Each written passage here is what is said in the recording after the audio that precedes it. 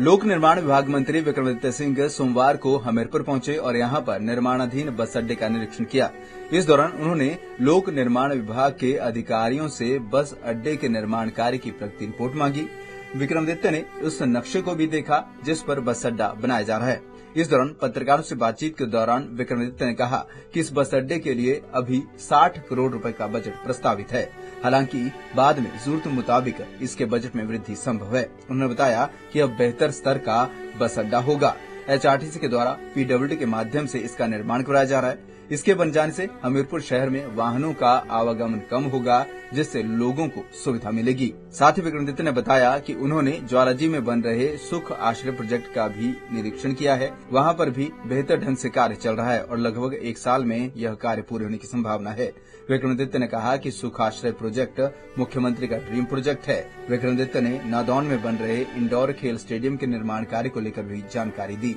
आज मेरा वैसे तो चंबा का दौरा था, मगर वापसी में हमने जितने भी पीडब्ल्यूडी डिपार्टमेंट द्वारा जो निर्माणाधीन प्रोजेक्ट्स हैं हमारे ज्वालाजी में और नादौन में और हमीरपुर में, उसका हमने निरीक्षण किया है। जिसमें एक तो हमारा सुख आश्रय का प्रोजेक्ट है, बड़ा प्रोजेक्ट है जो ज्वालाजी में बन रहा है।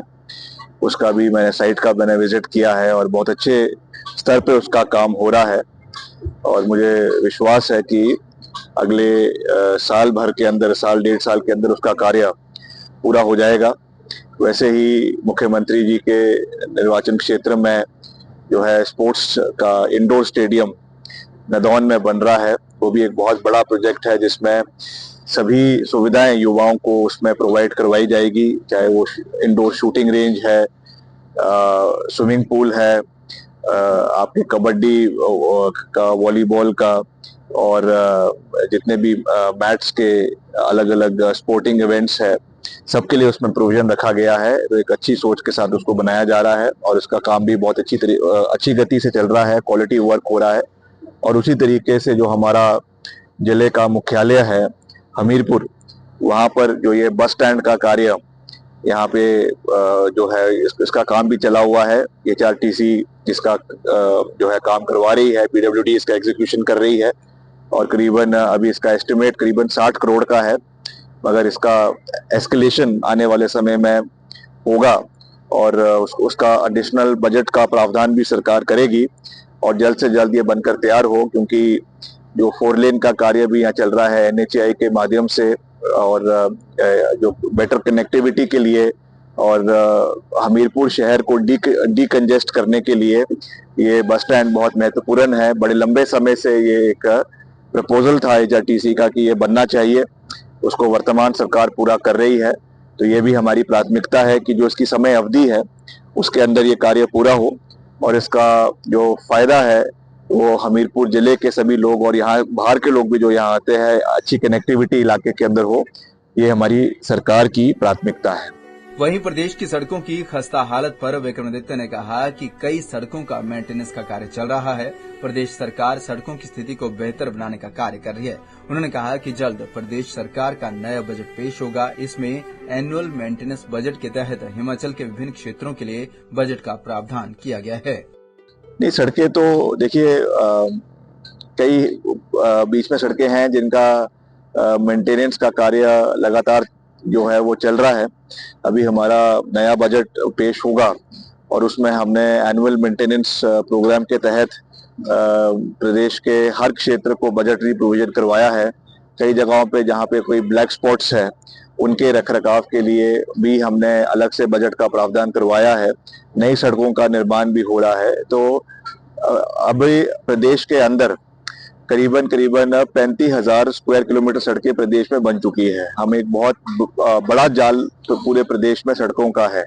अब उसमें जो है मेंटेनेंस का चैलेंज निश्चित तौर से रहता ही है, चाहे वो एनएच की सड़कें हैं, चाहे वो स्टेट की सड़कें हैं, चाहे वो लिंक रोड्स है।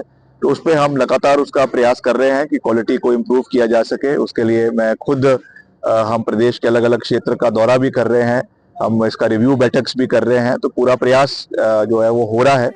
वहीं केंद्रीय बजट में हिमाचल की अनदेखी करने के सवाल पर मंत्री विक्रमादित्य ने कहा कि जहां केंद्र सरकार बेहतर कर रही है उसकी वह सराहना करते हैं। कई मंच पर वह बेहतर कार्य की प्रशंसा कर चुके हैं, लेकिन जहां पर कमियां हैं उनको भी उजागर करना जरूरी है।